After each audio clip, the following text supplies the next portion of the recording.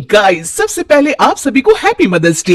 इस mother's day को और भी स्पेशल बनाइए हेलो ऐप के साथ और पार्टिसिपेट कीजिए सुपर मॉम चैलेंज में। बस पोस्ट कीजिए आपकी सुपर मॉम का फोटो एमवी फीचर के जरिए और दिखाइए सारी दुनिया को कि आपकी माँ सुपर मॉम है। तो देर किस बात की है, जाइए डाउनलोड कीजिए हेलो ऐप और शेयर करो आपकी feelings for your super mom with friends and family. दीवार पर टंगी सास। पंजाबी में कहावत है, सास चंगी होवे या ते दीवार ते टंगी होवे। संगीता की शादी भी एक ऐसे ही घर में होती है जहां उसकी सास दीवार पर टंगी होती है। ससुर और पति शादी के पहले दिन उसे सास के फोटो के सामने ले जाते हैं, जहां ससुर जी कहते हैं, बेटा बेटा संगीता, ये तुम्हारी सास थी, बहुत नेक और भली, लेकिन थोड़ी गुस्सैल थी। गुस्सा आने पर सब तहस नहस कर देती थी, पर अब ये इस दुनिया में नहीं है।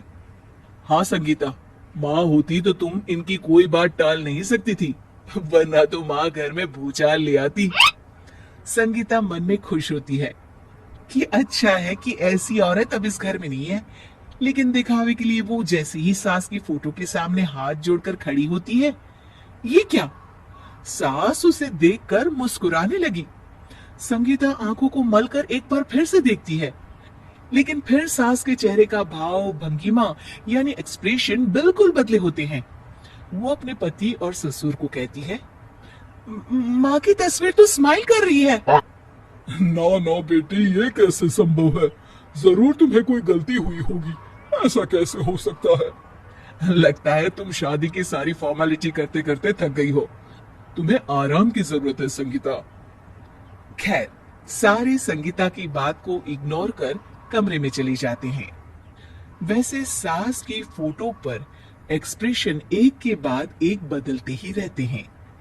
सुबह होती है, पति और ससुर को काम पर भेजकर संगीता कमरे की सफाई करने में लग जाती है कि तभी उसे आवाज आती है, टेबल ठीक से साफ करो। ऐसे भी कोई टेबल साफ करता है? इससे अच्छा तो ये गंदा ही था। किसी औरत की आवाज सुन संगीता दंग रह जाती है और सोचने लगती है कि आवाज कहां से आई। आवाज को नजरअंदाज कर वो फिर से अपना काम करना शुरू करती है, लेकिन इस बार तो आवाज बिल्कुल उसके कान के पास से आती है।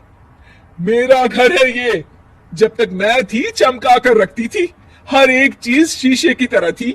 तुम्हें तो ना सफाई आती है ना कुछ पता है। क्यों तुम्हें मेरे घर की जिम्मेदारी दे दी गई है? पता नहीं तुमने मेरे बेटे को क्या दिखाई दिया।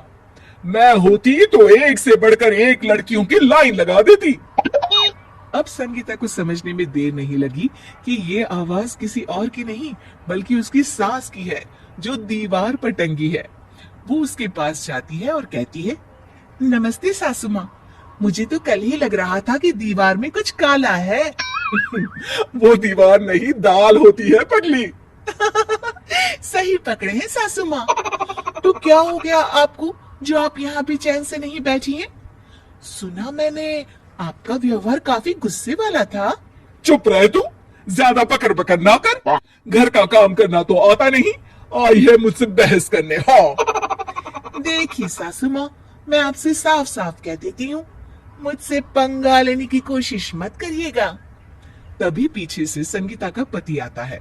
अरे संगीता, किससे बात कर रही हो? कौन है वहाँ? संगीता की सास की फोटो फिर से पहले जैसी हो जाती है। आपकी माँ से कह रही थी कि मुझे काम करना आता। अरे संगीता, माना सास के ताने हर बहू को अच्छे लगते हैं, लेकिन यहाँ तो माँ है ही नहीं, तुम तो फोटो से ही। तुम भी लाजवाब हो संगीता। किसी को विश्वास नहीं होता कि संगीता अपनी मरी हुई सास की फोटो से बात करती है। वहीं आए दिन संगीता की सास संगीता को किसी न किसी बात पर आते जाते ताने देती। संगीता को भी अब सास के तानों और उनसे बात करने की आदत हो गई। वो कभी खानदान की कहानी तो कभी तीज त्योहार कैसे मनाए या किसी व्यंजन की रेसिपी सास से ही पूछती। सारा दिन घर में अकेली संगीता की सास अब उसके लिए तानों के साथ पक्की साथी की तरह भी रहने लगी थी, जो किसी और को नहीं बल्कि संगीता को ही सुनाई देती। तो देखा आपने, सास बहू का रिश्ता हर रिश्ते से ऊपर होता है, फिर चाहे वो खट्टा हो या मीठा।